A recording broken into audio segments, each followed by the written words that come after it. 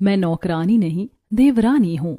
जानवी अपनी छोटी बहन कनिका से वीडियो कॉल पर बात कर रही है। वो अपने घर की सुख सुविधाओं को कनिका को दिखाते हुए कहती है, अरे कनिका, तू कुछ दिनों के लिए यहीं रहने आ जा।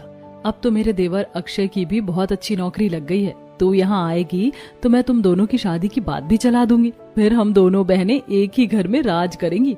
तुझे तो पता ही है कि मैं यहाँ की मालकिन हूँ और तू मेरी देवरानी बनकर आएगी तो पूरा घर हमारी उंगलियों पर नाचेगा। दीदी आप कह रही हैं तो ठीक है, मैं शाम तक आपके पास पहुँच जाऊंगी। जानवी फोन रखती है और हॉल की तरफ बढ़ती है। हॉल में उसकी सास और उसका पति आकाश बैठे चाय पी रहे हैं। जानवी वहां आकर सोफे पर बैठती है और कहती है, माँ जी आपको एक बात बतानी थी। मेरी छोटी बहन कनिका आज कुछ दिनों के लिए यहाँ रहने आ रही है। अरे ये तो बहुत अच्छी बात है जानवी, कनिका तो बहुत प्यारी बच्ची है। उसे आए हुए भी काफी समय हो गया है। ठीक है, वो आज आ रही है तो तुम रसोई में उसकी पसंद का कुछ अच्छा बना लेना। मेहमान आ रहे हैं तो स्वागत में कोई कमी नहीं रहनी चाहिए। अच्छा, कनिका अचानक आ रही है? तुमने पहले बताया नहीं जानवी। पर चलो ठीक है, अक्षय भी घर पर ही होगा शाम को। अक्षय की नई नौकरी की खुशी में एक छोटा सा पारिवारिक मिलन भी हो जाएगा। जानवी मुस्कुराते हुए रसोई की तरफ चली जाती है। शाम का समय होता है, घर की घंटी बजती है। जानवी दौड़कर दरवाजा खोलती है तो कनिका अपने बैग के साथ खड़ी होती है। जानवी अपनी बहन को गले लगा लेती है और कहती है, कनिका कितनी सुंदर लग रही है। तू चला बैठ और देख, अब मैं तुझे जल्दी जाने नहीं दूंगी।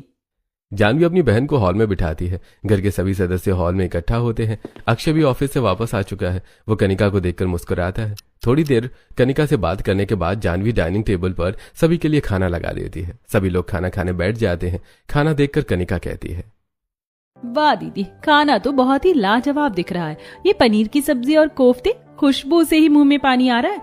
आपने सच में बहुत मेहनत की है। दीदी आपने खाना वाकई बहुत अच्छा बनाया है।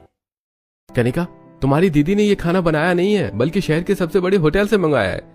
इससे तो बस गर्म करने का कष्ट हुआ है। जानवी को तो तुम जानती ही हो, इसे रसोई में जाने से ज्यादा फोन पर ऑर्डर देना पसंद है। अरे भाई, आप भी ना भाभी को छेड़ने का कोई मौका नहीं छोड़ते। खैर जो भी हो, खाना भाभी ने बनाया हो या बाहर से मंगवाया हो, बात तो एक ही है। आज भाभी की बहन आई है, इसी बहाने हमें इतना अच्छा और शाही खाना खाने को मिला, वरना रोज तो वही दाल चावल मिलते हैं। अक्षय सही कह रहा है, आज का माहौल बहुत अच्छा है। कनिका बेटा तुम आराम से खाना खाओ और हाँ, ये घर भी बिल्कुल अपने घर जैसा ही समझना। सभी लोग खाना खाते हैं। डिनर करने के बाद जानवी और कनिका छत पर जाती हैं।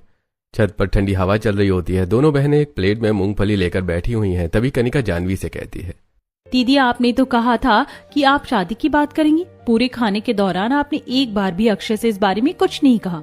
तू पागल है क्या कनिका? इतनी जल्दी क्या है? पहले तू अक्षय को थोड़ा इम्प्रेस तो कर ले।